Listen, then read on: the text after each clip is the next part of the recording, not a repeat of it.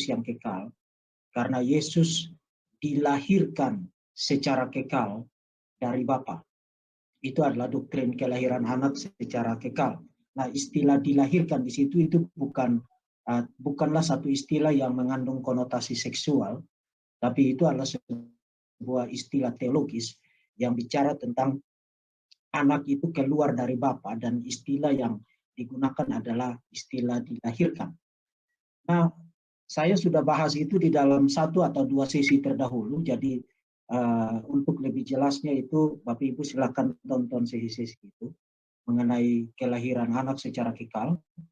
Termasuk juga saya bahas teks ini dari Yohanes pasal yang kelima. Saya bahas isu ini, doktrin ini dari Yohanes pasal yang kelima.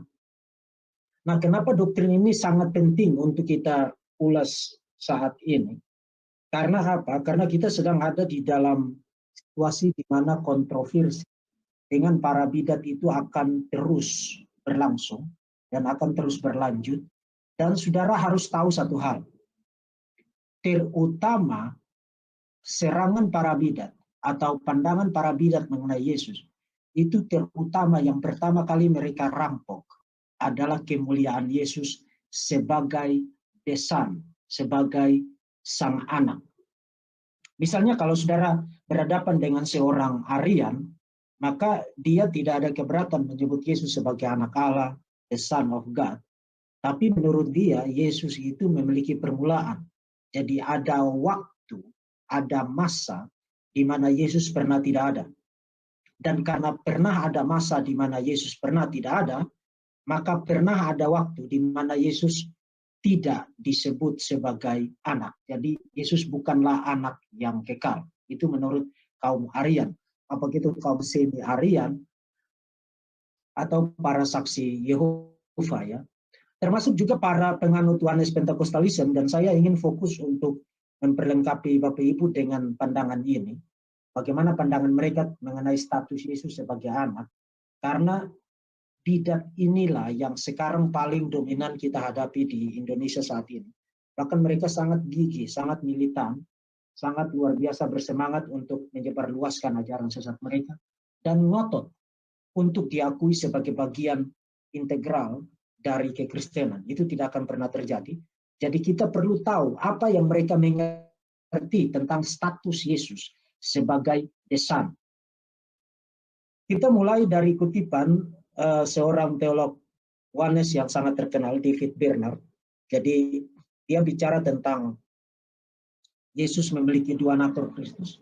Dari Alkitab kita melihat bahwa Yesus Kristus memiliki dua sifat atau dua natur dengan suatu cara yang tidak dimiliki oleh makhluk manusia lainnya. Jadi natur yang satunya itu adalah natur manusiawi atau naturnya secara daging, dan naturnya yang lain adalah natur ilahinya atau roh.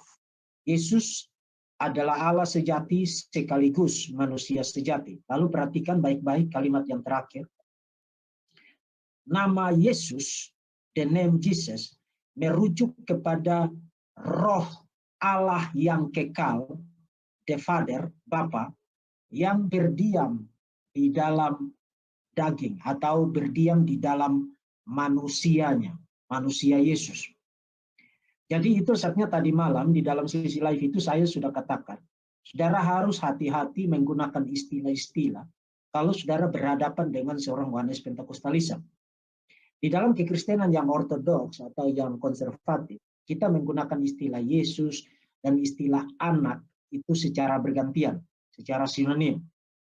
Meskipun memiliki pengertian yang berbeda, tapi kita memaksudkan itu merujuk kepada hal yang sama. Tetapi bagi seorang Yohanes, istilah anak itu lebih khusus digunakan untuk bicara tentang Yesus sebagai manusia. Jadi waktu mereka gunakan istilah anak, yang mereka maksudkan adalah kemanusiaan Yesus. Sedangkan waktu mereka gunakan istilah Bapa, yang mereka maksudkan adalah the Spirit of God, Roh Allah yang berdiam, dwelling in the flesh, yang berdiam di dalam Yesus. Jadi in a way, dalam pengertian tertentu, orang-orang Wanes juga membedakan antara Bapa dan Anak. Tapi bukan membedakannya sebagai sebuah perbedaan pribadi, seperti di dalam doktrin Tritunggal, Bapa dan Anak itu dua pribadi yang berbeda.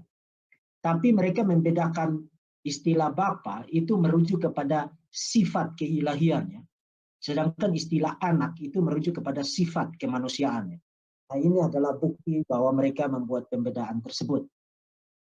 He is the Son of God. Dia adalah anak Allah. Karena dia dilahirkan dari atau oleh Roh Allah.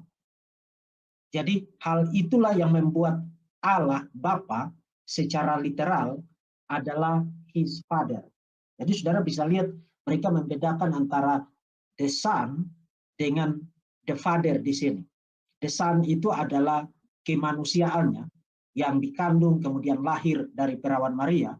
Sedangkan the Father itu adalah sisi keilahiannya. Dan itu terjadi karena Allah berdiam di dalam dirinya. Bapa berdiam di dalam anak. Nah, problem serius dari pandangan itu tadi malam saya sudah bahas, jadi saya tidak ulang. Itu berarti mereka mau tidak mau, pandangan yang demikian mau tidak mau memimpin kepada Nestorianisme.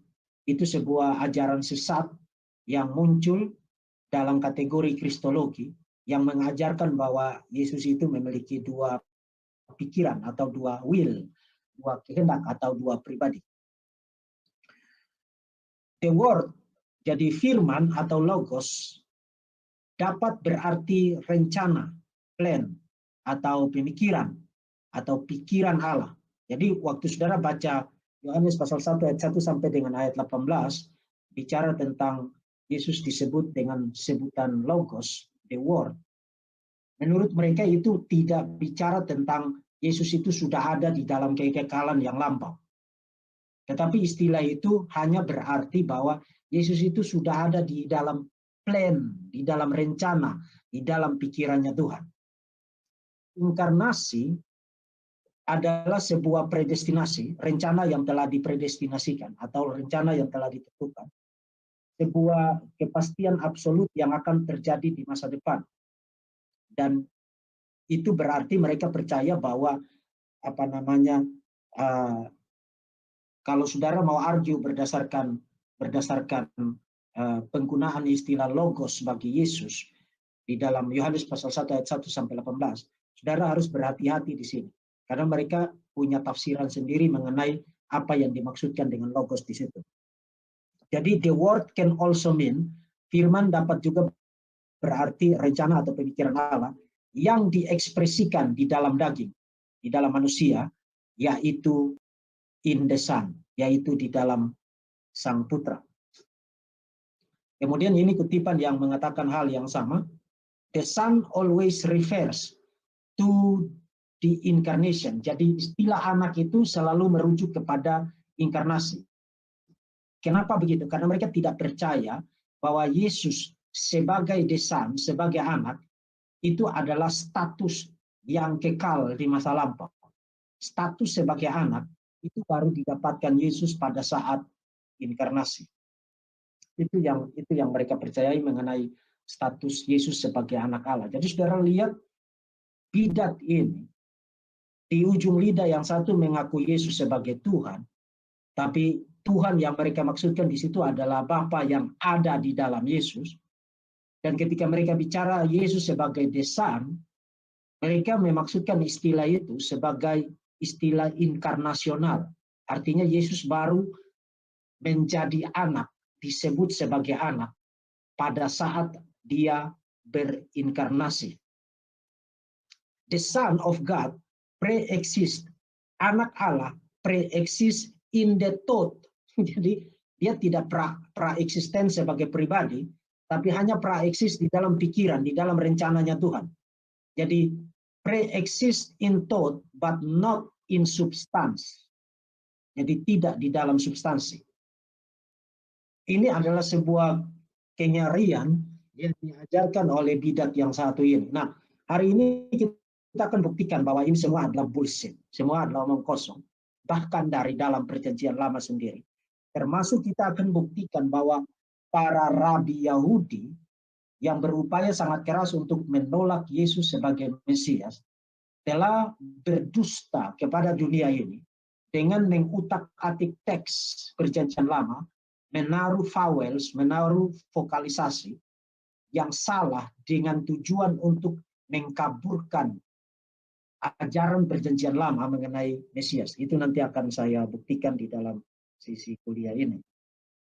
Nah, sebelum kita ke situ, kita perlu lihat dulu beberapa teks perjanjian baru yang menjadi dasar untuk kita percaya bahwa doktrin kelahiran Yesus secara kekal, Yesus sebagai anak Allah yang kekal, itu diajarkan di dalam Alkitab. Yohanes 5 ayat 26, sebab sama seperti Bapa mempunyai hidup dalam dirinya sendiri, demikian juga diberikannya anak mempunyai hidup di dalam dirinya sendiri. Saudara perhatikan kata pasif di situ, diberikan di situ. Itu kata itu dibaca di dalam sejarah gereja sebagai indikasi mengenai Yesus itu dilahirkan secara kekal. Kemudian Yohanes 17 ayat 5, oleh sebab itu ya Bapa, jadi Allah disebut sebagai Bapa, permuliakanlah aku pada dirimu sendiri dengan kemuliaan yang kumiliki di hadiratmu, parasoi, sebelum dunia ada. Jadi di dalam teks ini, Yesus bicara tentang kemuliaan yang dia sudah miliki di hadirat, di hadapan Bapa sebelum dunia ada, sebelum penciptaan. Kemudian 17 ayat 24, ya Bapa aku mau supaya dimanapun aku berada, mereka juga berada bersama-sama dengan aku, mereka yang telah engkau berikan kepadaku agar mereka memandang kemuliaanku yang telah engkau berikan. Saudara perhatikan bentuk pasif lagi di situ. Engkau berikan kepadaku sebab engkau telah mengasihi aku sebelum dunia dijadikan. Jadi sebelum penciptaan telah ada relasi kasih yang mutualistik, timbal balik antara Bapa dan anak. Kemudian 17 ayat 24 kita tadi sudah lihat. Sorry tadi sama aja. Sekarang kita akan berpindah ke perjanjian lama. Teks-teks yang nanti akan saya buktikan sebagai teks-teks yang bicara tentang Yesus adalah anak yang kekal. Nah, sebelum saya pergi kepada teks utamanya, saya ingin kita membaca terlebih dahulu Mazmur pasal 2 ayat 1-9. Ini salah satu Mazmur mesianik yang juga sering dikutip di dalam perjanjian baru. Misalnya pada saat pembaptisan Yesus itu ayat 7 itu dikutip di situ. Termasuk juga di dalam Ibrani pasal yang pertama juga ayat ini dikutip di situ. Mengapa rusuh bangsa-bangsa, mengapa suku-suku bangsa mereka percaya perkara yang sia-sia. Raja-raja dunia bersiap-siap dan para pembesar bermufakat bersama-sama melawan Tuhan dan yang diurapinya. Marilah kita, kata yang diurapinya di situ itu adalah kata yang kemudian darinya kita mendapatkan kata Masiak atau Mesias. Marilah kita memutuskan belenggu-belenggu mereka dan membuang tali-tali mereka daripada kita. Dia yang bersemayam di sorga tertawa, Tuhan mengolok-olok mereka. Nah sebelum saya lanjutkan, saya mau kasih satu komentar begini. Saudara, orang-orang yang menolak Tuhan, apalagi yang determinatif ya, di sini digunakan picture-nya adalah mereka bersepakat untuk melawan Tuhan, yang sangat determinatif untuk melawan kebenaran. Orang-orang ini diolok oleh Tuhan. Mereka layak untuk diolok karena mereka secara blindly, secara buta berpikir bahwa mereka bisa mengalahkan Tuhan, bisa mengalahkan kebenaran dengan cara determinatif dan bersepakat untuk melawan kebenaran. Maka berkatalah ia kepada mereka dalam murkanya dan mengejutkan mereka dalam kehangatan amarahnya. Akulah yang telah melantik Rajaku di Sion, gunungku yang kudus. Aku mau menceritakan tentang ketetapan Tuhan. Ia berkata kepadaku, anakku, engkau telah kuperanakan pada hari ini.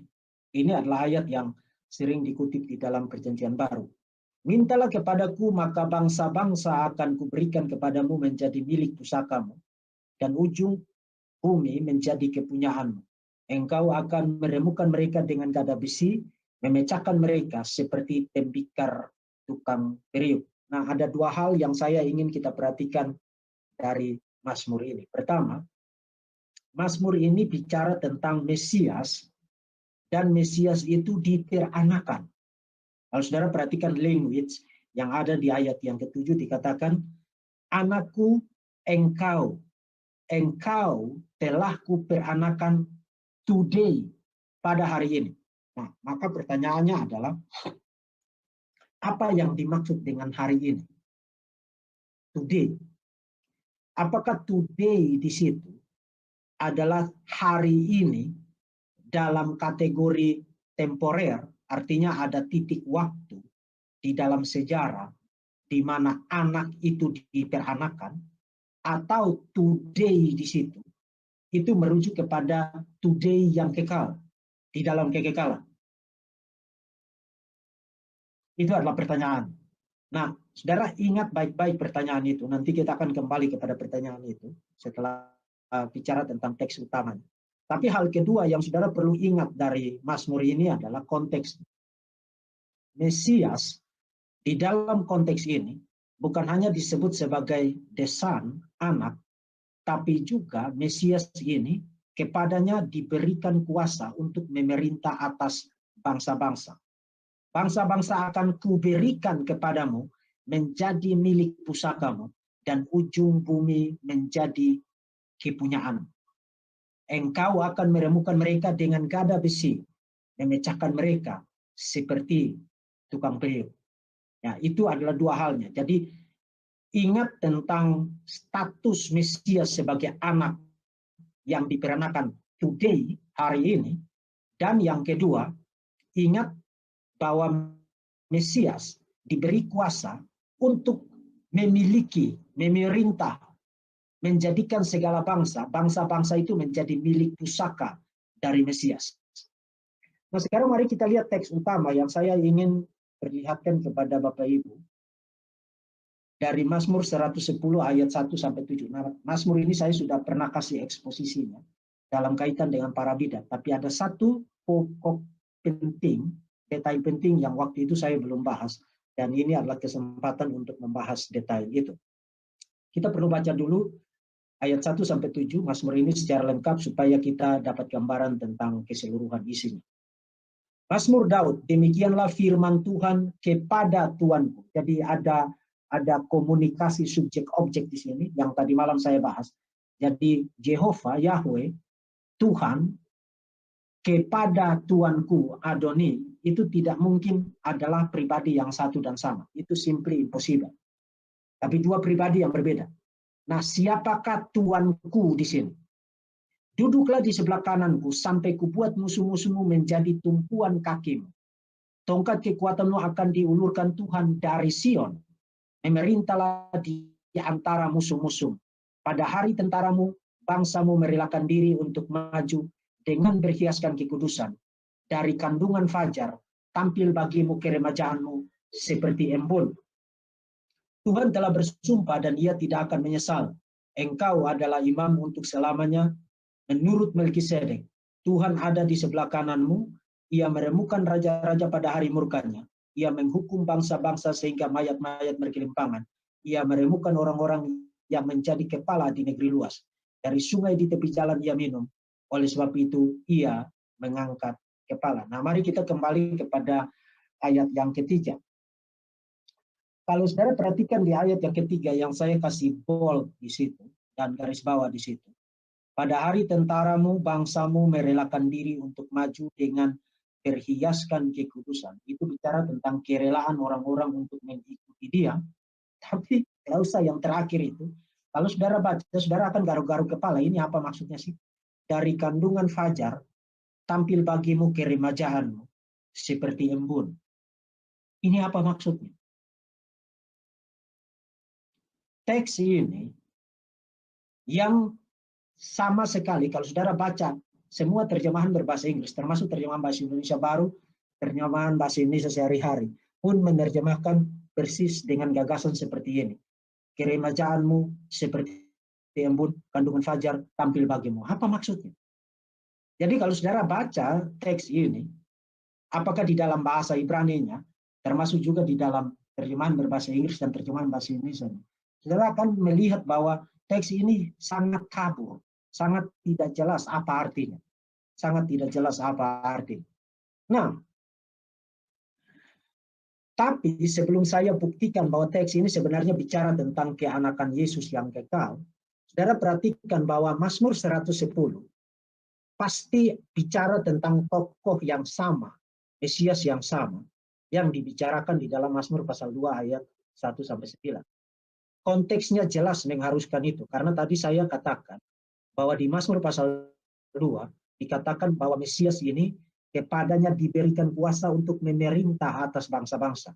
Hal yang sama dibicarakan mengenai Tuanku Adoni yang dibicarakan di ayat 1. Lalu duduklah di sebelah kananku sampai kubuat musuh-musuhmu menjadi tumpuan kakimu. Tongkat kekuatanmu akan diulurkan Tuhan dari Sion. Memerintahlah di antara musuh-musuhmu dan seterusnya.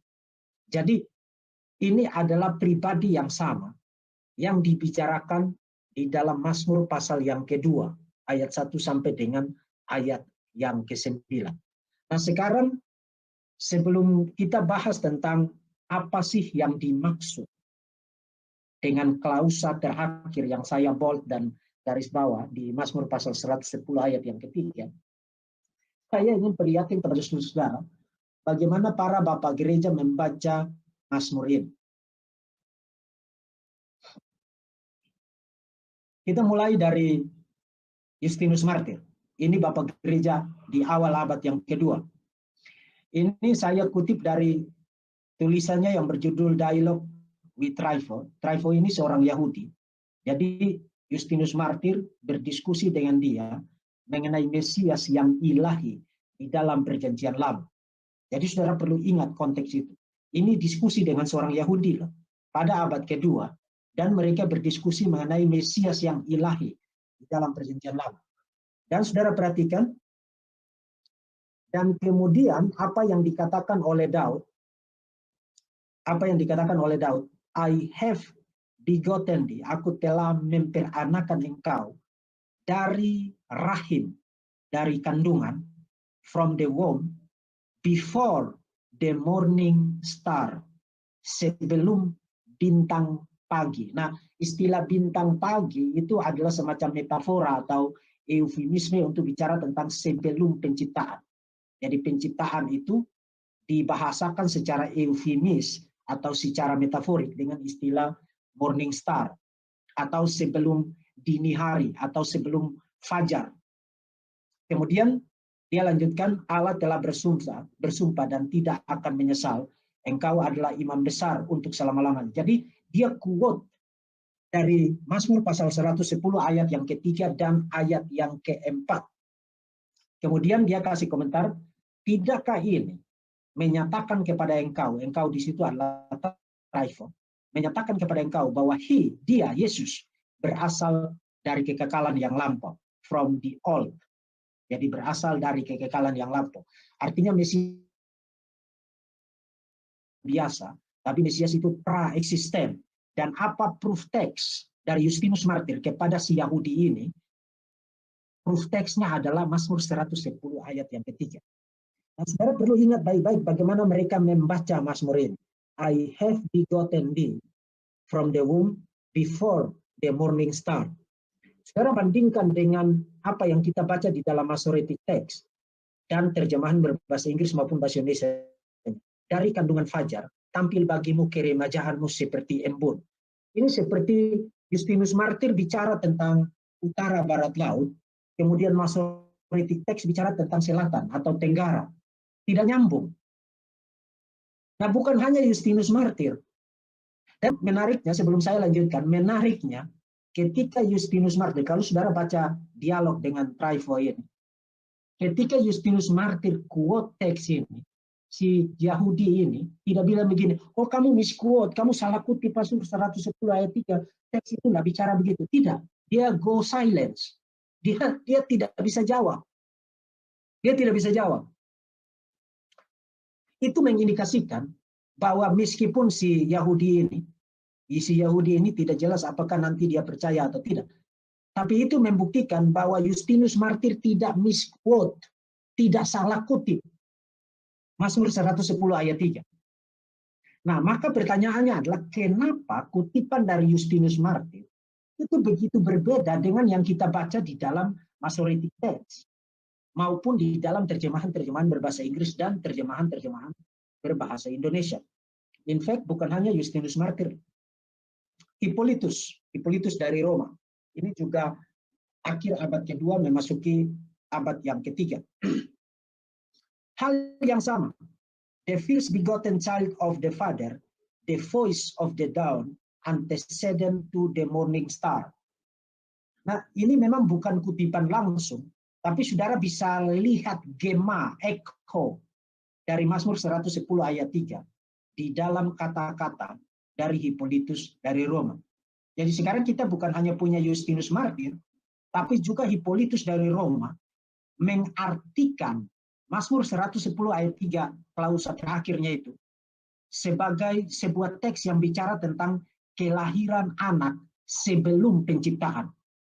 Antecedent to the morning star, sebelum bintang fajar, atau itu istilah eufemisme untuk bicara tentang penciptaan. Sebelum segala penciptaan. Dengan kata lain, mereka melihat teks itu bicara tentang the eternal generation of the Son, kelahiran anak secara kekal sebelum segala penciptaan. Nah, kita sudah punya dua bapak gereja. Sekarang kita ini masih dengan Hippolytus. Kali ini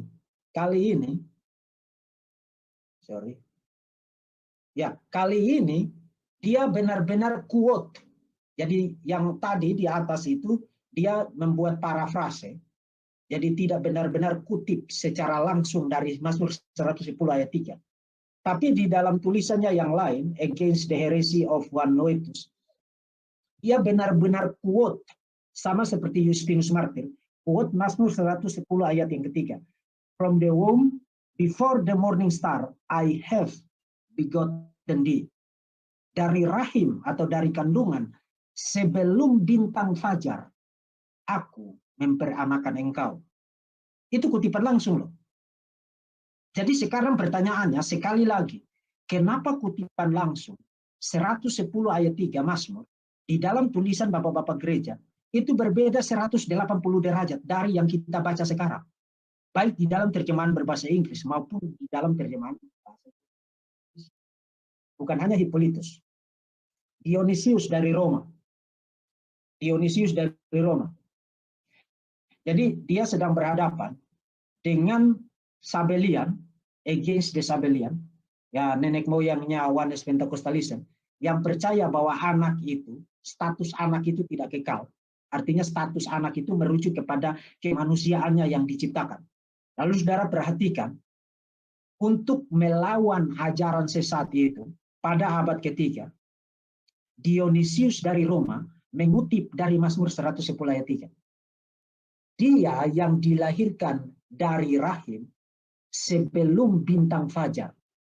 Kemudian dia juga kutip dari Amsal pasal yang ke-8 ayat 22 dan seterusnya yang terkenal digunakan oleh para saksi Yehova. By the way, sebelum melanjutkan, bapak-bapak gereja secara konsensus membaca Amsal pasal 8 ayat 22 dan seterusnya dalam pengertian anak itu dilahirkan secara kekal. Nah, sayang sekali kita membaca terjemahan bahasa Indonesia yang menerjemahkan kata bahasa Ibrani-nya dengan kata diciptakan. Tapi sebenarnya kata bahasa Ibrani itu bisa berarti didapatkan, acquire. Jadi anak itu didapatkan sebelum gunung-gunung dan sebelum segala sesuatu diciptakan.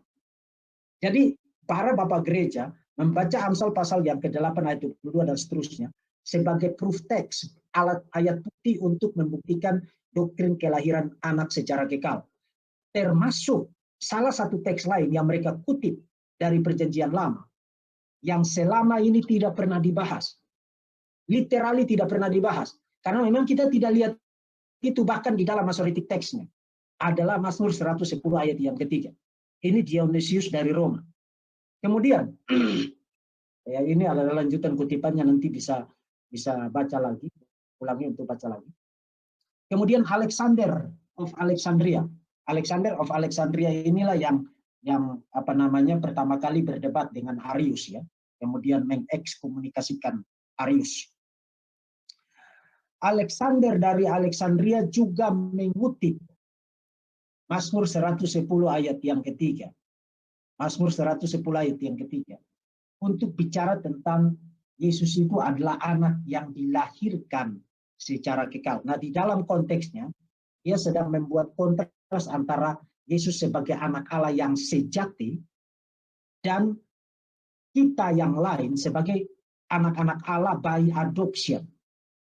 Jadi kita disebut anak-anak Allah, sama seperti Israel disebut anak-anak Allah, sama seperti Efraim disebut anak Allah, sama seperti raja-raja Yahudi, termasuk Raja David disebut anak Allah, itu disebut anak Allah by adoption. Diadopsi menjadi anak Allah. Artinya kita bukanlah anak Allah yang kekal. Tapi kita mendapatkan status itu karena diadopsi menjadi anak. Nah, poin dari Alexander of Alexandria adalah Yesus tidak disebut anak Allah by adoption, karena adopsi. Tapi dia disebut anak Allah karena dia dilahirkan secara kekal. Jadi Yesus disebut anak sebagai bukti bahwa he is the true and genuine son. Dia adalah anak Allah yang genuine dan yang sejati. Tidak seperti kita yang mendapatkan status itu karena adopsi. Lalu apa proof text yang dia ajukan untuk membuktikan bahwa Yesus adalah anak Allah yang sejati dan genuine? Dia buktikan itu dengan mengutip Mazmur 110 ayat yang ketiga. From the womb, before the morning, I beget thee.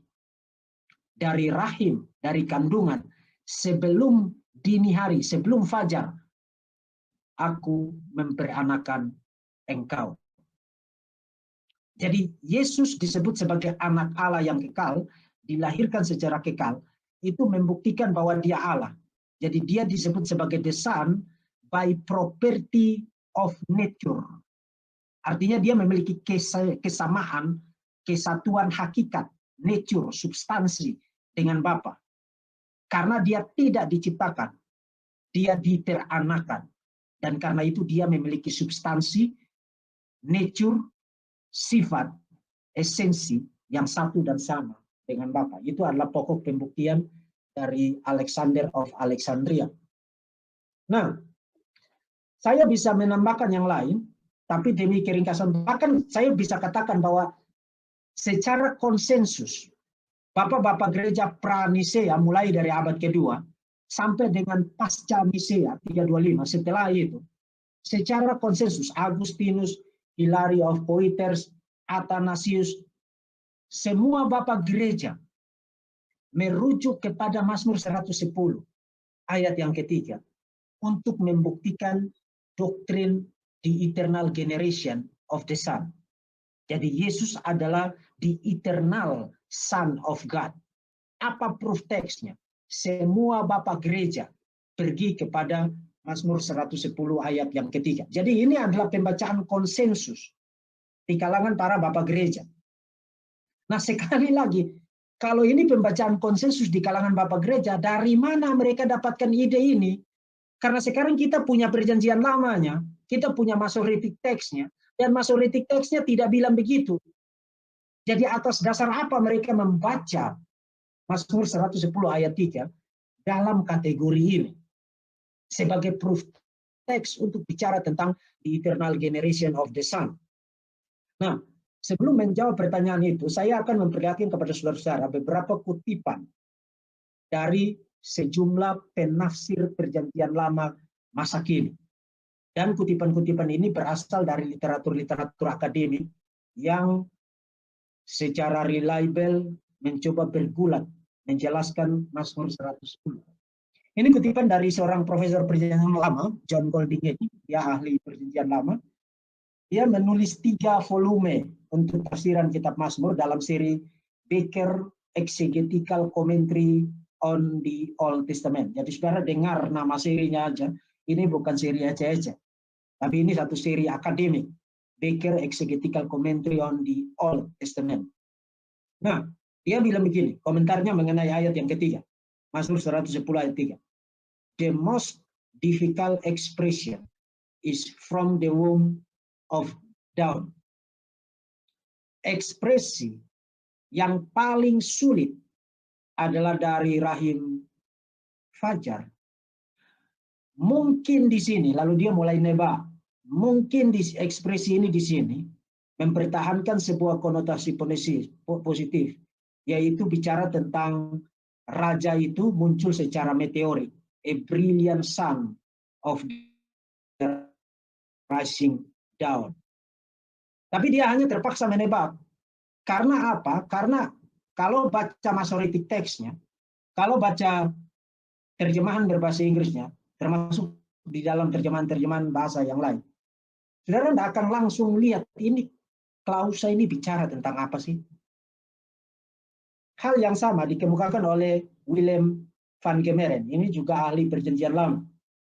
Dia nulis tafsiran tafsiran Mazmur dalam seri Expositors Bible Commentary. Ini juga salah satu seri yang punya reputasi, digunakan secara luas di seluruh dunia. The text of verse 3, teks ayat yang ketiga, is most difficult. Economy of language, kontribusi kata-katanya, dan konstruksi nominalnya, konstruksi kata-kata bendanya, telah membangkitkan atau telah melahirkan perbedaan tafsiran dan tradisi-tradisi tekstual. Dan itu berarti poin dari para penafsir kontemporer ini adalah logik dari klausa yang terakhir itu tidak nyambung dengan keseluruhan teks itu. Itulah sebabnya karena logiknya tidak nyambung, maka mereka melihat itu sebagai sesuatu yang satu ekspresi yang paling sulit di dalam Mazmur 110 ayat 1 sampai dengan ayat yang ke-7. Jadi di dalam 7 ayat itu yang paling sulit ditafsirkan adalah klausa paling terakhirnya itu. Kemudian ini Matthew Bates, The Birth of the Trinity. Ini buku baru terbit 5 tahun yang lalu atau 6 tahun yang lalu, diterbitkan oleh Oxford University Press. Jadi ini pasti bukan ece-ece. Ini Oxford. Ini bukan Al-Azhar University. The Masoretic Text atau teks bahasa Ibrani-nya, Hebrew Consonantal Text-nya, dengan penempatan vokal pada abad pertengahan dan aksentuasi yang membentuk dasar untuk banyak terjemahan berbahasa Inggris dari Mazmur 110 ayat 3 atau di dalam LXX itu Mazmur 109 ayat 3. Secara terkenal sulit. Artinya ini sudah dikenal luas sebagai klausa yang sulit. Jadi bagi orang yang belajar perjanjian lama, ngerti perjanjian lama, ini sudah terkenal bahwa klausa paling terakhir dari 110:3 atau 109 ayat 3 di dalam LXX itu terkenal sulit. Kemudian dari David Hay, dia bicara tentang klausa terakhir dari 110 ayat 3 dan dia bilang virtually unintelligible. Hampir tidak masuk akal. Nah, you bayangkan ini mereka tidak bermaksud menghina firman Tuhan loh. Tapi kan kata-kata itu kan harus punya makna. Perpaduan antara kata, konstruksi di dalam kalimat atau anak kalimat, itu kan harus membentuk meaning, membentuk makna. Nah, kalau you baca di dalam Masoretic Text, termasuk juga di dalam terjemahan-terjemahan bahasa Inggrisnya, yang you lihat di situ adalah sesuatu yang tidak masuk akal. Itu seperti kata-kata yang meaningless, virtually unintelligible, hampir tidak rasional, tidak masuk akal. Kemudian Michael Riddle-Nick, ini dia tulis buku berjudul The Messianic Hope. Ini buku yang terakhir ini, The Messianic Hope ini saya rekomendasikan karena dia lakukan studi mengenai teks-teks serupa yang bermasalah di dalam Perjanjian Lama untuk membuktikan mengenai Mesias di dalam Perjanjian Lama. Jadi ini buku yang saya rekomendasikan. Dia kasih komentar tentang klausa terakhir ayat ketiga. These words makes virtually no sense. Jadi kata-kata ini hampir-hampir tidak ada artinya. Tidak masuk akal. Dan saya bisa bikin daftar ini menjadi sangat panjang dari para akademisi, para penafsir Perjanjian Lama yang qualified, yang studi secara khusus mengenai Mazmur 110. Begitu mereka sampai di klausa paling terakhir, ini adalah komentar mereka. Sangat sulit, yang paling sulit, terkenal sulit, virtually unintelligible, virtually nonsense, dan seterusnya. Itu bisa dibuat menjadi sangat panjang. Nah, kenapa di satu sisi kita dapati konsensus di kalangan para bapak gereja membaca Mazmur 110 ayat yang ketiga sebagai proof text untuk doktrin kelahiran anak secara kekal. Tapi kita yang hidup sekarang membaca Mazmur 110 ayat 3 bukan hanya tidak melihat doktrin itu ada di situ. Tapi waktu kita baca klausa paling terakhir, yang kita dapati adalah apa? Unintelligible, no sense, difficult, famously difficult. Kenapa?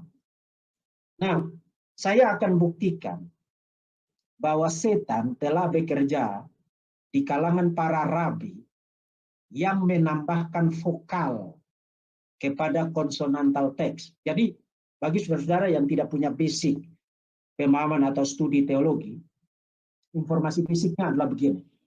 Perjanjian Lama yang kita baca sekarang, itu kita dapatkan, atau yang biasanya disebut dengan istilah Masoretic text. Kenapa disebut sebagai istilah Masoretic text? Karena Perjanjian Lama yang kita baca sekarang, itu sudah mengandung vokal. Sudah mengandung vowels. Mengandung vokal. Nah, kapan vokal-vokal itu dibubuhi ke dalam teks Perjanjian Lama? Itu baru dilakukan pada abad ke-9 atau abad ke-10 Masehi. Satu kali lagi, itu baru dilakukan pada abad ke-9 atau abad ke-10 Masehi setelah Yesus. Jadi bukan sebelum Yesus ya, tapi setelah Yesus. Dan itu dilakukan oleh kelompok atau orang-orang yang disebut dengan kaum Masoret. Itu saatnya kita menyebut teks itu Masoretic text. Artinya teks-teks yang sudah mengandung vokal. Nah, kenapa vokal itu penting untuk ditambahkan? Untuk membantu kita yang bukan orang Yahudi bisa membaca teks Perjanjian Lama di dalam bahasa Ibrani. Karena apa? Karena sebelum teks itu dikasih vowels, dikasih vokal, teks original dari Perjanjian Lama, termasuk sebelum Masoretic text, itu ditulis, disalin, hanya memiliki konsonan. Makanya disebut konsonantal text. Hanya punya huruf mati, tapi tidak punya huruf hidup. Nah, itu pasti sulit bagi kita yang non-Yahudi untuk membaca itu. Karena kita tidak tahu bagaimana cara membacanya. Tapi, kalau orang itu orang Yahudi, dia tidak perlu ada vowel, ada vokal di dalam teks itu baru dia bisa baca. Dia bisa baca meskipun tanpa vokal. Karena apa? Karena dia sudah terbiasa dengan bahasa itu.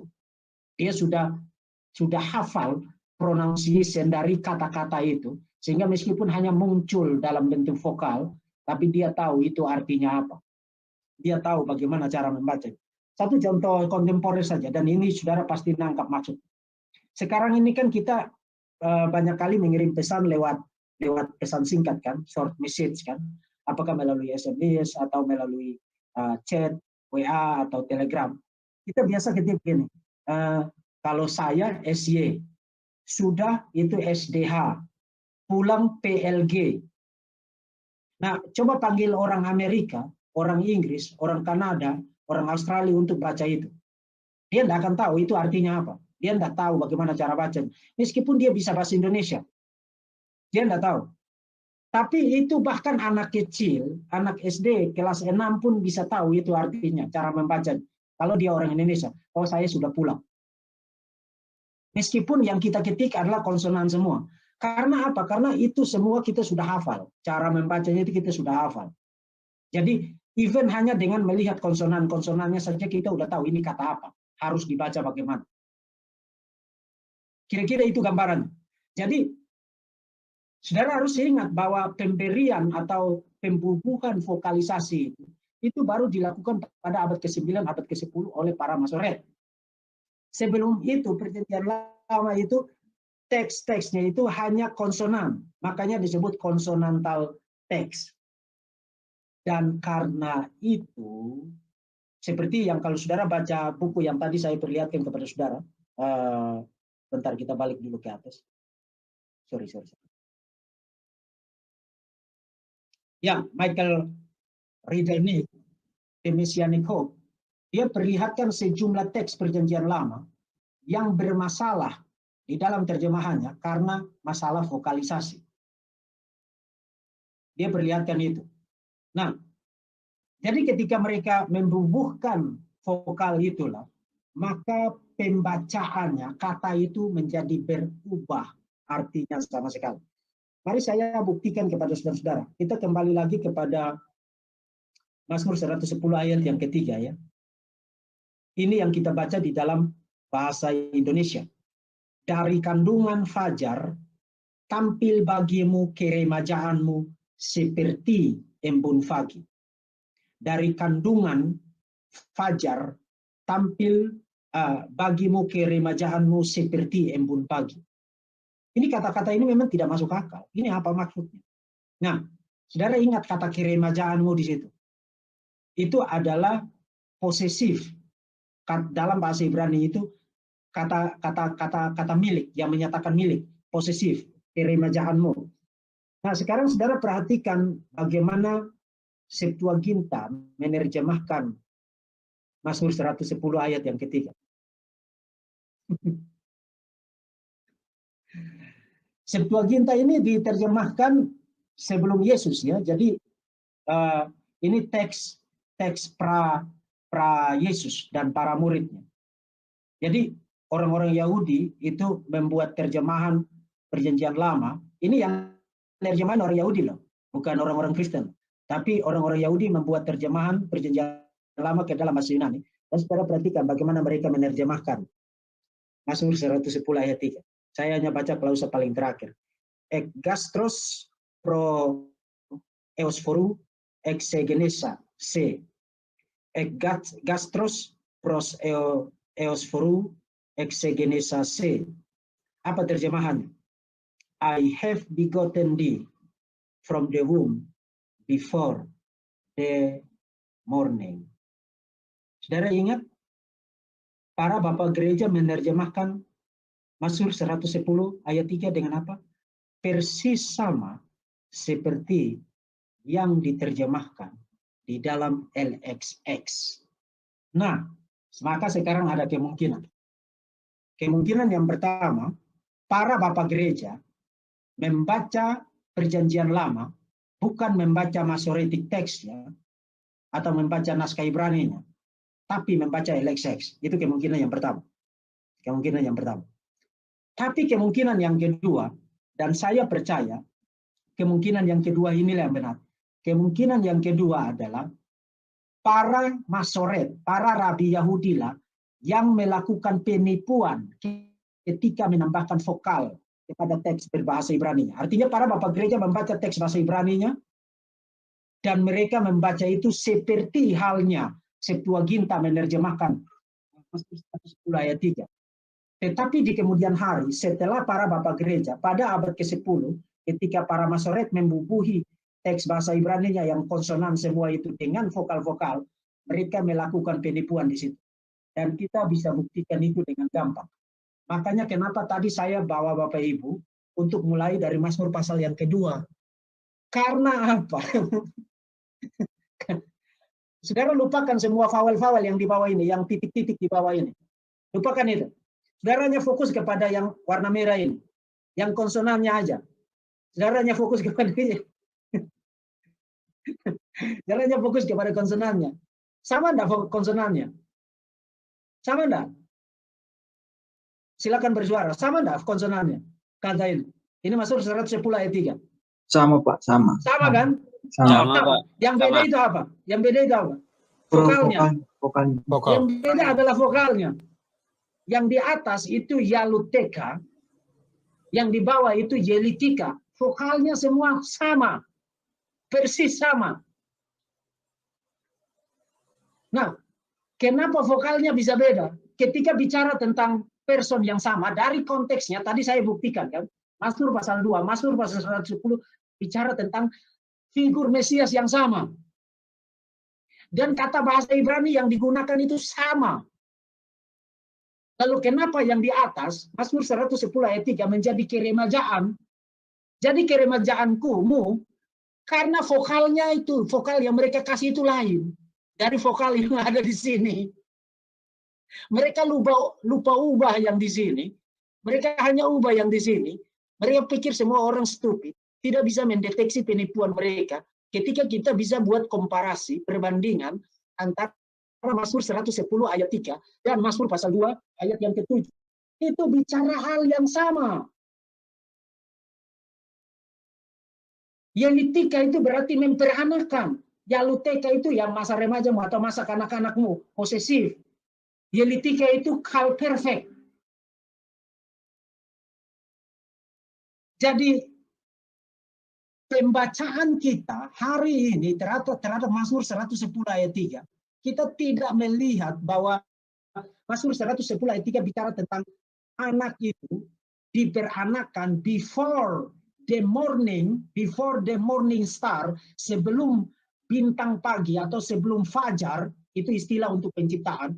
Sebelum penciptaan, kita tidak lihat itu di dalam Mazmur 110 ayat 3, karena para setan itu, para rabi setan itu, mengutak-atik perjanjian lama dengan menambahkan vokal yang tidak dimaksudkan oleh teks bahasa Ibrani.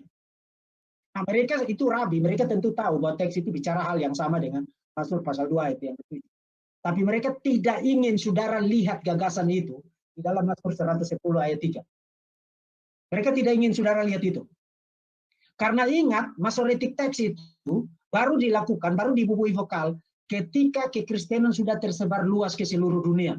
Orang sudah menggunakan perjanjian lama untuk membuktikan mengenai Yesus. Dan sekarang saya akan buktikan bahwa sebenarnya penipuan itu telah ditelanjangi pada abad ke-12 oleh seorang teolog dari Spanyol. Dan saudara akan blown away dengan melihat ini. Sebelum ke situ saya ingin bacakan bagi saudara sebuah komentar dari Page yang tadi saya sudah kutip. Ini juga buku yang saya rekomendasikan ya. The Birth of the Trinity. Vokal Masoretic, the Masoretic vowels tampaknya atau sepertinya tidak merefleksikan bagaimana dis, klausa terakhir dari ayat yang ketiga, dibaca pada masa Yesus. Seperti yang terdapat di dalam tradisi manuskrip kuno lainnya, yang membuat itu menjadi jelas. Tradisi manuskrip kuno lainnya itu misalnya Septuaginta yang tadi kita sudah lihat bersama. Membacanya persis sama seperti para menerjemahkan ayat itu, persis sama seperti para bapak gereja membaca ayat itu. Itu sebabnya Matthew Bates bilang, pembubuhan Masoretic vowels itu tampaknya tidak merefleksikan bagaimana Mazmur 110 ayat 3 klausa terakhirnya dibaca pada era Yesus, seperti yang dibuat jelas oleh sejumlah tradisi kuno. The Greek corresponds, maksudnya dibicara tentang Septuaginta di sini. Septuaginta berkorespondensi secara dekat dengan konsonantal Hebrew-nya. Jadi para penerjemah Septuaginta tidak salah menerjemahkan loh. Mereka terjemahkan dari konsonantal Hebrew-nya yang tanpa vokal itu. Pada masa Yesus. Pada masa Yesus.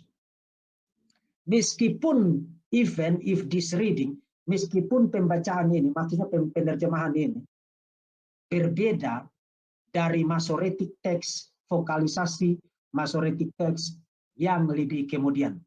even if this reading departs from the later Masoretic text vocalization.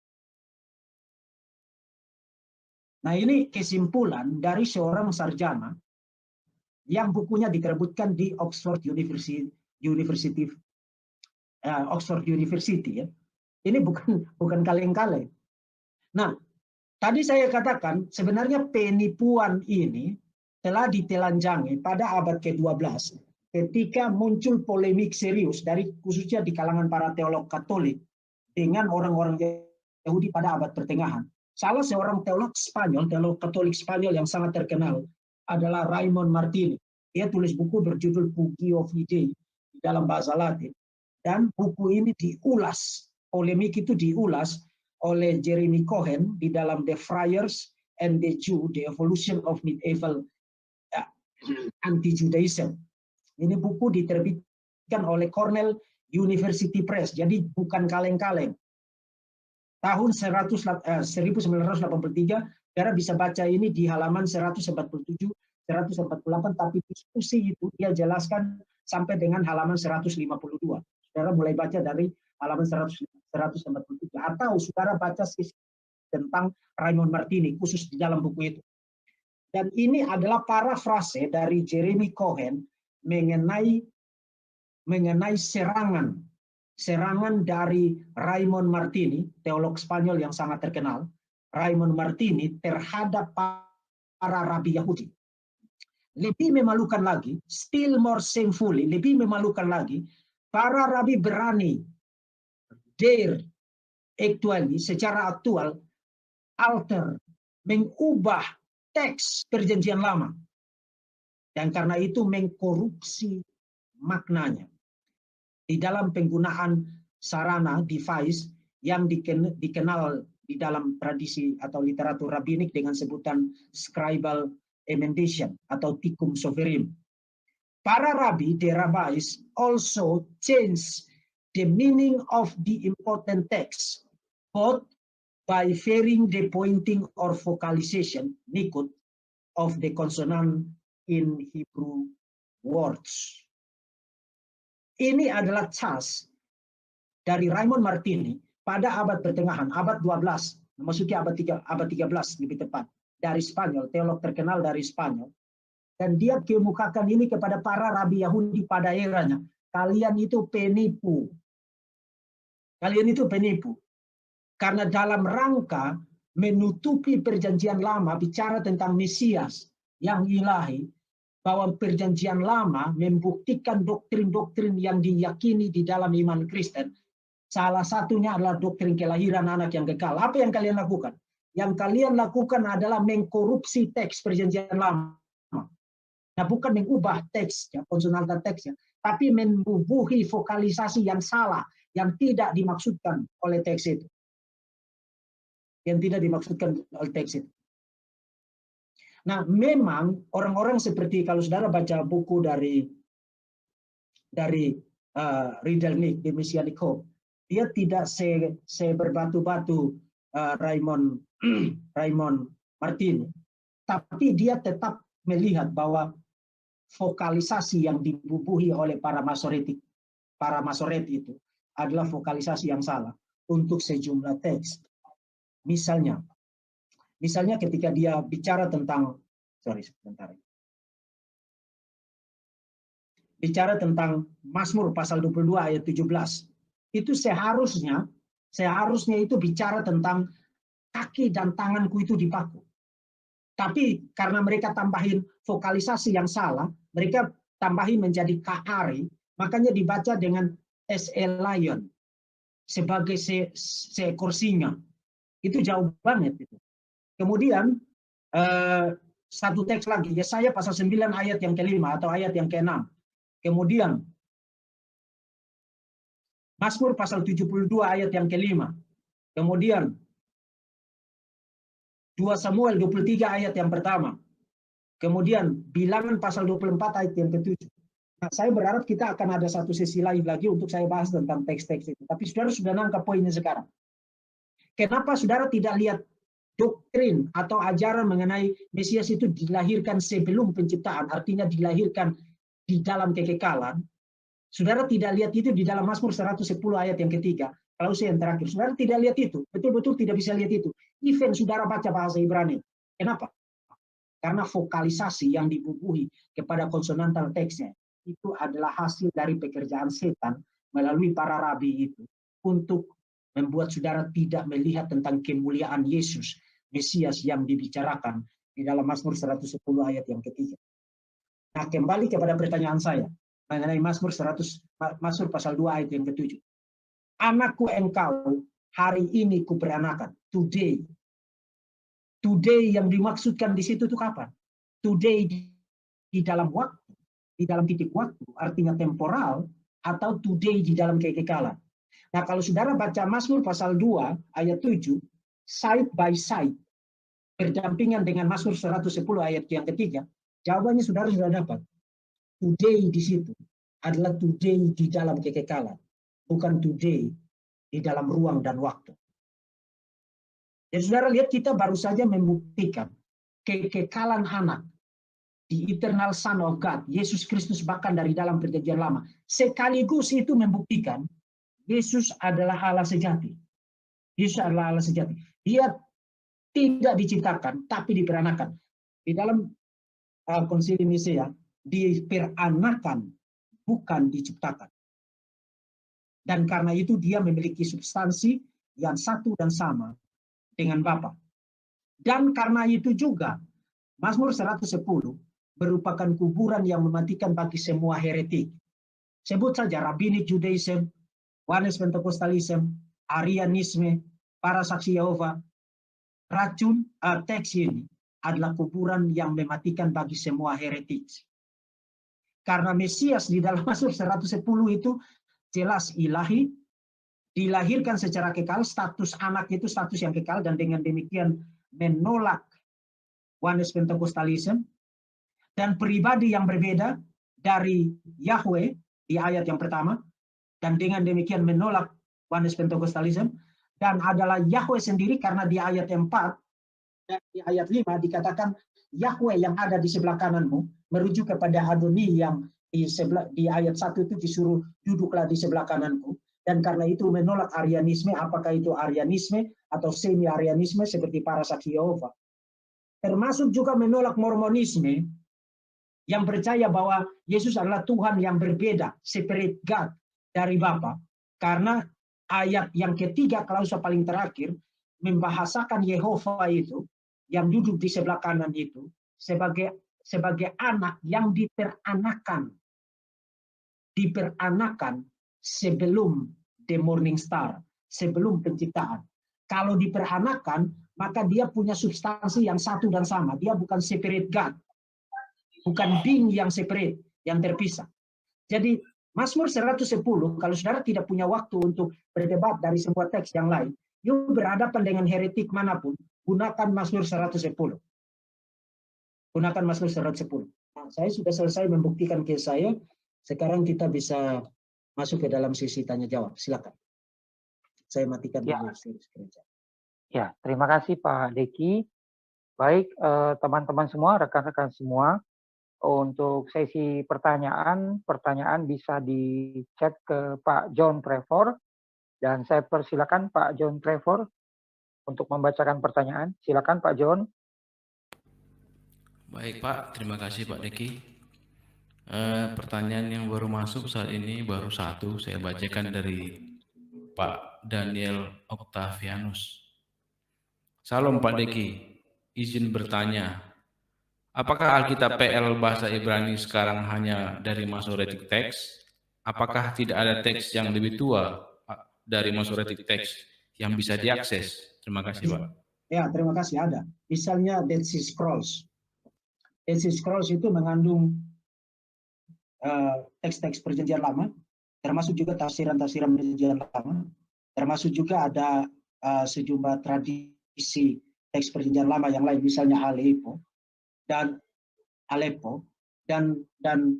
yang digunakan secara luas di seluruh dunia adalah Masoretic Text.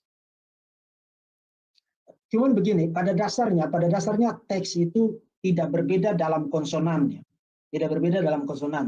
Cuman ketika vowel-vowel di situ ditambahkan khusus untuk yang lebih amazingnya adalah begini. Kok yang bermasalah itu adalah teks-teks yang terkategori teks mesianik. Itu berarti itu bukan kesalahan yang dilakukan tanpa sengaja, tapi sesuatu yang dilakukan secara sengaja. Karena ingat, penampahan atau pembubuhan vowels itu, vokal-vokal itu baru dilakukan pasca kekristenan pada abad ke-9, abad ke-10. Jadi memang itu dilakukan secara intensional. Itulah sebabnya kenapa Raymond Martini itu menyebut mereka sebagai para penipu dan orang-orang yang karena dipengaruhi oleh setan. Itu kalau baca Raymond Martini itu sangat luar biasa vulgar, menyerang para rabi pada abad pertengahan. Dia menyebut mereka sebagai orang-orang yang dipakai oleh setan untuk mengaburkan kebenaran. Dan mereka secara blindly, secara buta menolak Yesus. Oke, silakan. Terima kasih Pak Deki. Untuk sementara pertanyaan habis Pak. Kosong. Oke. Baru satu tadi pertanyaan. Jadi ada beberapa kemungkinan. Kalau pertanyaannya tidak ada berarti yang saya jelaskan itu jelas, atau yang saya jelaskan itu tidak jelas sama sekali.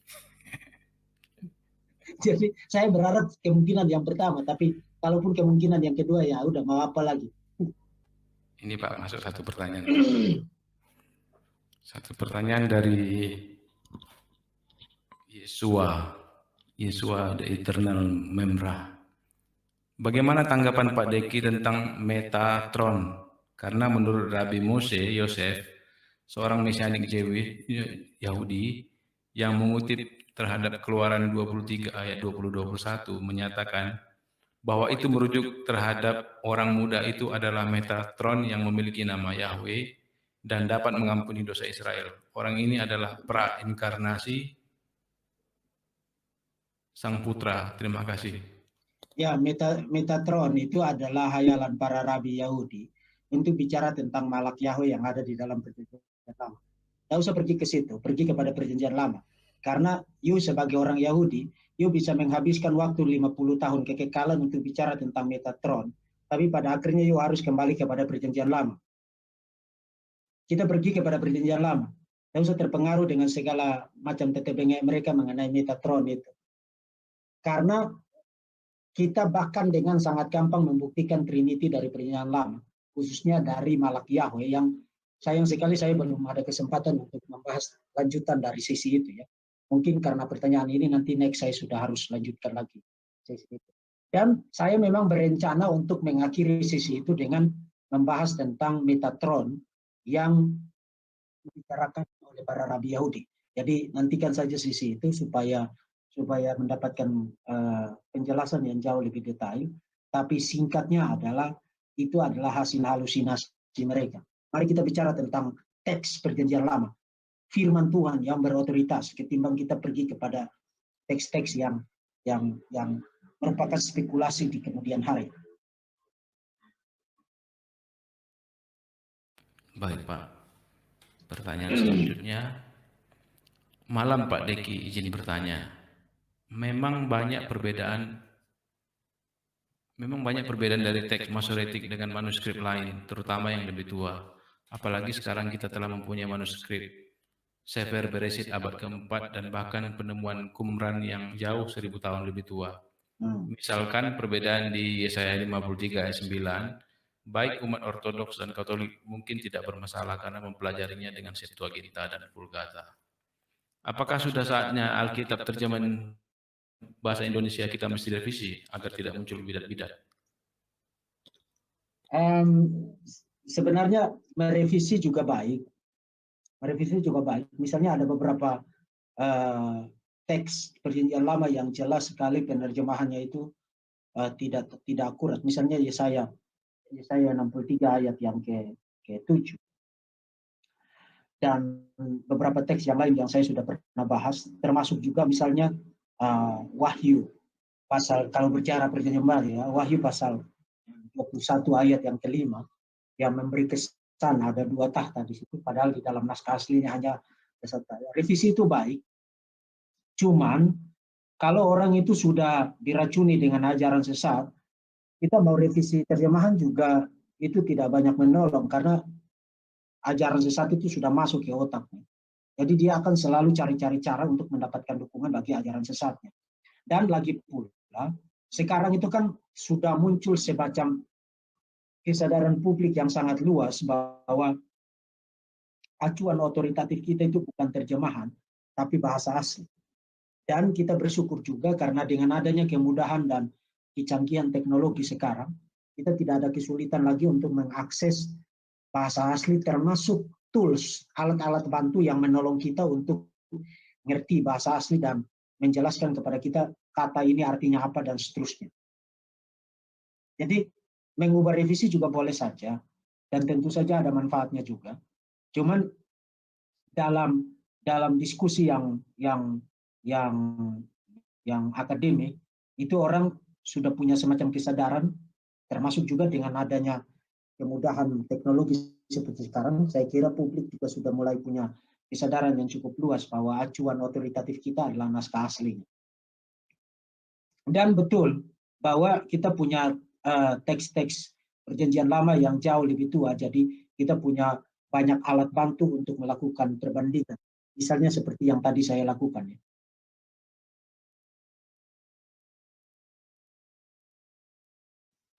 Oke, Pak.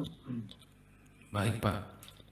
Pertanyaan selanjutnya dari Pak Gilbert Pramana.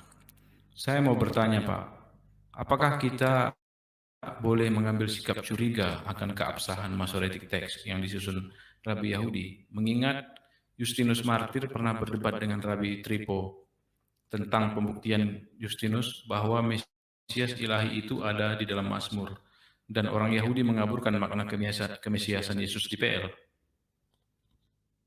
Pada era Trypho itu yang mereka rujuk adalah konsonantalnya, ya. Konsonantal teksnya. Jadi itu pasti soal interpretation, soal penafsiran.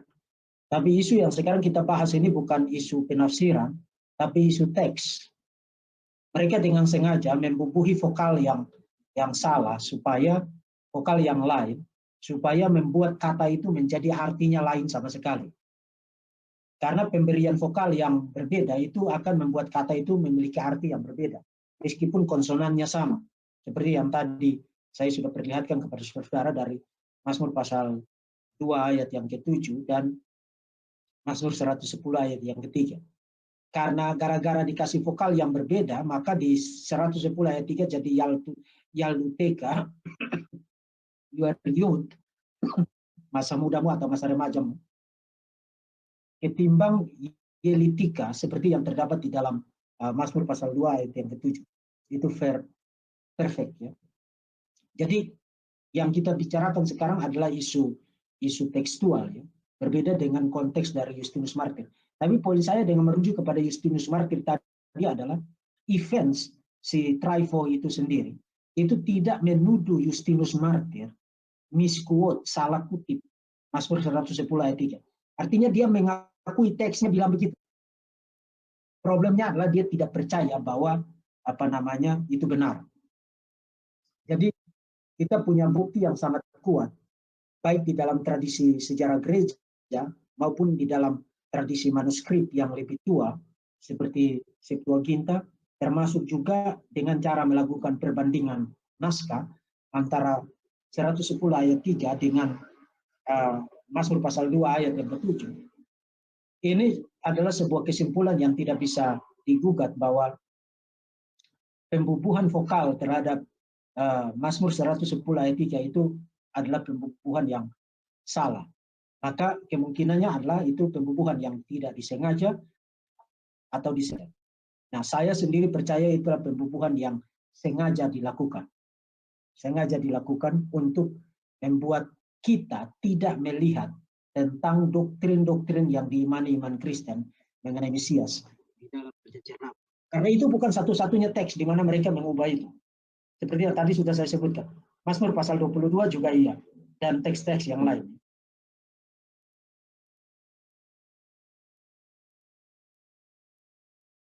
Oke, Pak. Baik, Pak. Pertanyaan selanjutnya dari LL. apakah tidak ada teks Ibrani sekarang yang sesuai dengan asli, termasuk dalam aplikasi Bible World yang sering dipakai di sekolah teologi? Yang di Bible World itu adalah Masoretic text. Nah, saudara harus berhati-hati untuk membuat pertanyaan begitu, karena itu akan memberi kesan yang sebenarnya tidak saudara maksudkan. Konsonannya itu sama, dan memang ada varian tekstual. Misalnya kalau saudara bandingkan Masoretic text dengan Dead Sea Scrolls, itu ada varian-varian, tapi varian-varian itu tidak signifikan dan bisa dideteksi. Jadi pada dasarnya konsonantal teksnya itu sama. Cuman yang sekarang masalahnya adalah mereka membubuhi vokal yang tidak sesuai dengan apa yang harus ada di situ. Khususnya di dalam Mazmur 110 ayat yang ketiga. Jadi kita tidak menaruh kecurigaan terhadap konsonannya. Tapi yang sekarang bermasalah adalah vokalnya. Karena kata itu sama, vokalnya, konsonannya sama semua. Mendadak di 110 itu jadi lain. Kemudian di Mazmur 2 ayat 7 itu lain sekali. Jadi kalau kita hilangkan vokal itu, asalkan kita bisa membaca kata-kata berbahasa Ibrani-nya, punya kemampuan linguistik yang sangat baik mengenai bahasa Ibrani, itu tidak ada masalah.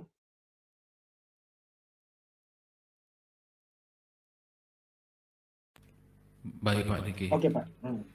Pertanyaan selanjutnya dari Pak Robert Redford. Tanya, mungkin bukan teks mesianik, tapi satu contoh jumlah perbedaan keluarga Yakub yang ikut migrasi ke Mesir dalam PL dan PB karena kerjaan Rabi Yahudi mengutaati Masoret teks, Pak.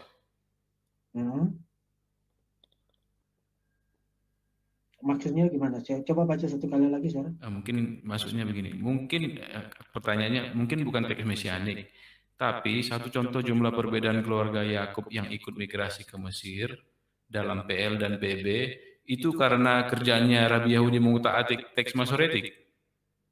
Ya, itu salah satunya. Jadi, cuman yang menarik adalah jumlah teks-teks semacam itu tidak terlalu banyak dibandingkan dengan teks-teks mesianik yang ternyata dibuktikan sekarang itu bermasalah dalam hal vokalisasi. Nah, saya berharap saya bisa ambil satu sesi untuk bahas khusus tentang itu.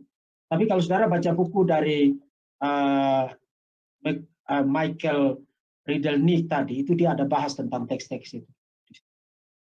Khususnya di dalam Perjanjian Lama yang bermasalah.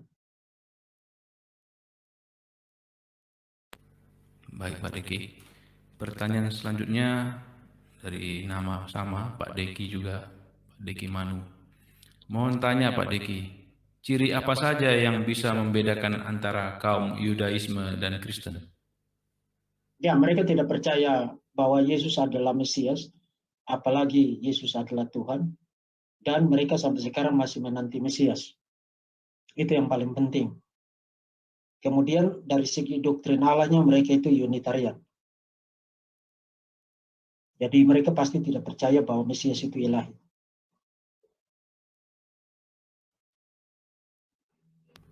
Baik Pak. Pertanyaan dari Pak Koram Kristo. Salam Pak Deki.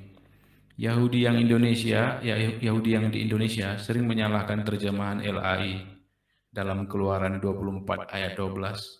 Ada kata yakni yang sebenarnya tidak pernah ada dalam teks. Ya, kalau soal terjemahan sih, saya juga untuk teks-teks tertentu itu juga saya tidak setuju dengan terjemahan LAI. Tapi kalau itu bisa dibuktikan dari teks bahasa aslinya, go ahead, tidak ada masalah di situ. Karena acuan normatif kita itu bukan terjemahan, tapi naskah bahasa aslinya. Jadi tidak ada masalah di situ. Cuman poin pertanyaan berikutnya adalah dalam rangka apa teks itu dipermasalahkan? Konsep apa yang sedang dia ingin lawan dengan mempersalahkan terjemahan itu? Nah, itu juga perlu kita lihat.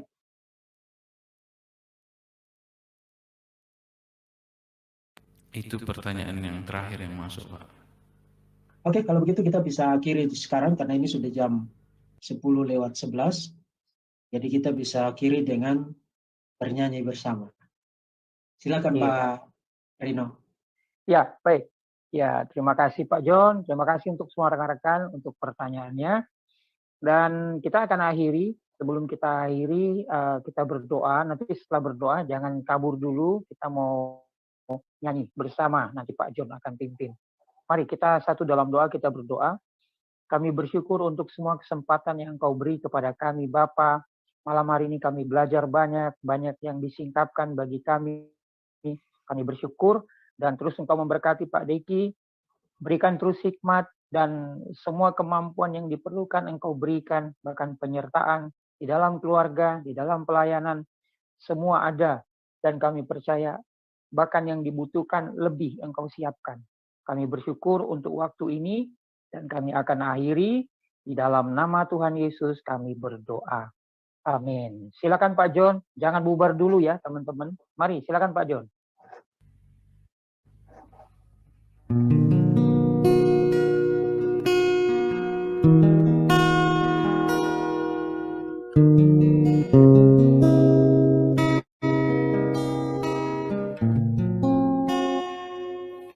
Saat indah berhadapan denganmu,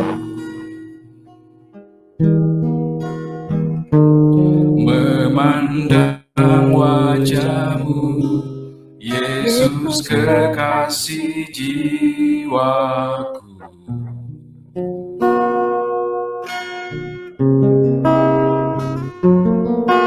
Bawa daku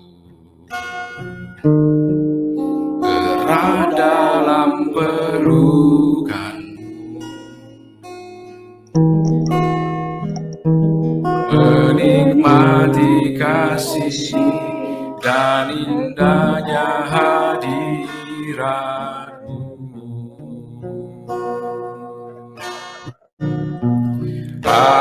Hadiratmu Tuhan,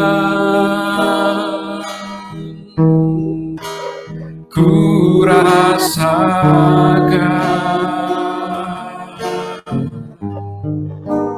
kekudusan-Mu Bapa, penuhiku.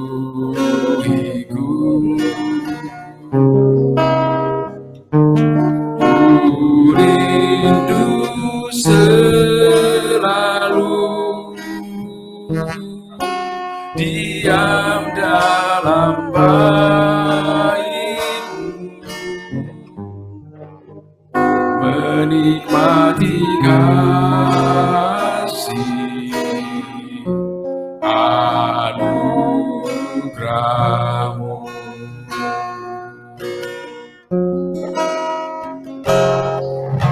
Saat indah ku berhadapan denganmu,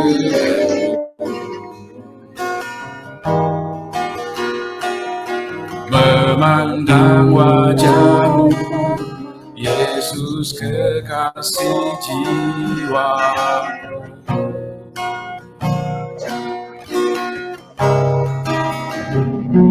Bawa daku erat dalam pelukan,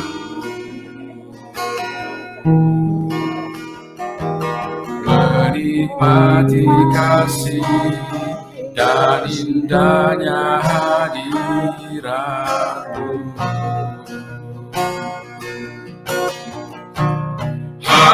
Hadirat-Mu Tuhan,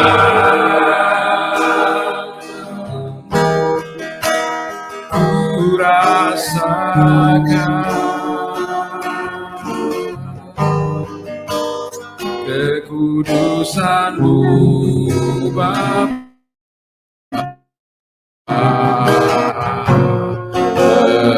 penuhiku.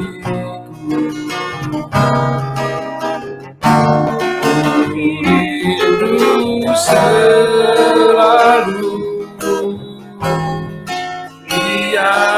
dalam baitmu, menikmati kasih anugerah-Mu,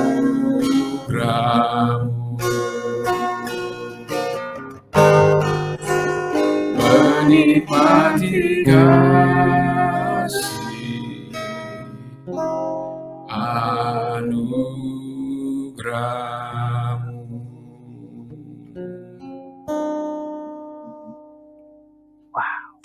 Terima kasih Pak. Ya, terima kasih. Jadi sampai jumpa lagi di lain kesempatan. Terima kasih Pak Deki. Iya Pak Diki, terima kasih Pak Deki. Diki.